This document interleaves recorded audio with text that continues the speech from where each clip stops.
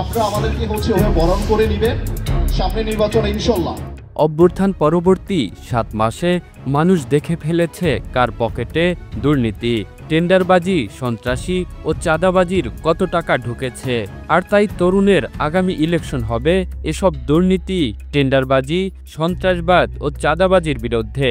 এমন মন্তব্য করেছে জাতীয় নাগরিক পার্টির এনসিপির মুখ্য সমন্বয়ক নাসিরউদ্দিন পাটোয়ারি। চাঁদপুরের শাহরাস্তিতে জুলাই আন্দোলনে আহত ও শহীদ পরিবারের সদস্য, প্রশাসনিক, রাজনৈতিক ও বিভিন্ন পেশাজীবী সংগঠনের নেতৃবৃন্দর সমন্বয়ে আয়োজিত ইফতার মাহফিলে প্রধান অতিথির বক্তব্যে তিনি এসব কথা বলেন। আপনারা নতুন যে ভেলকাবাজি আবিষ্কার করেছেন, এই ভেলকাবাজি মানুষ চিনে গেছে।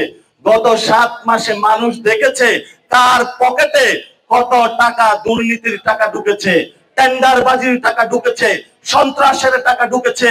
ভবিষ্যৎ বাংলাদেশে এই ধরনের টেন্ডারবাজ, সন্ত্রাসবাদ, চাঁদাবাজ এগুলোর বিরুদ্ধে তরুণদের আগামী ইলেকশন হবে এবং ইনশাআল্লাহ এই ইলেকশনে তরুণরা আপনারা বিশ্বাস রাখুন। যখন আমার শিক্ষক আমাকে ক্লাসে বলতো যে তোমাদের মধ্য থেকে একজন মন্ত্রী হবে, তোমাদের মধ্য থেকে একজন প্রধানমন্ত্রী হবে, আমরা হা করে তাকিয়ে থাকতাম। ছোট্ট একটা শিশু এই শাহরাস্তি থেকে ঢাকা ভার্সিটিতে গিয়েছি, তারা আমাদেরকে অনেক স্বপ্ন দেখাতো, আমরা বিশ্বাস করতাম না।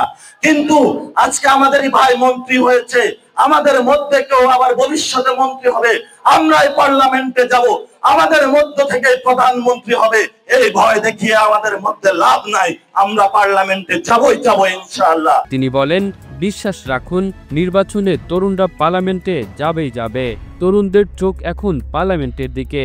এই পার্লামেন্টে যাওয়ার পথে কোনো পক্ষ, কোনো গোষ্ঠী বা দল যদি বাধা সৃষ্টি করে, তরুণরা তাদের নিজের রক্ত দিয়ে হলেও এই পার্লামেন্টের পথে অগ্রসর হবে।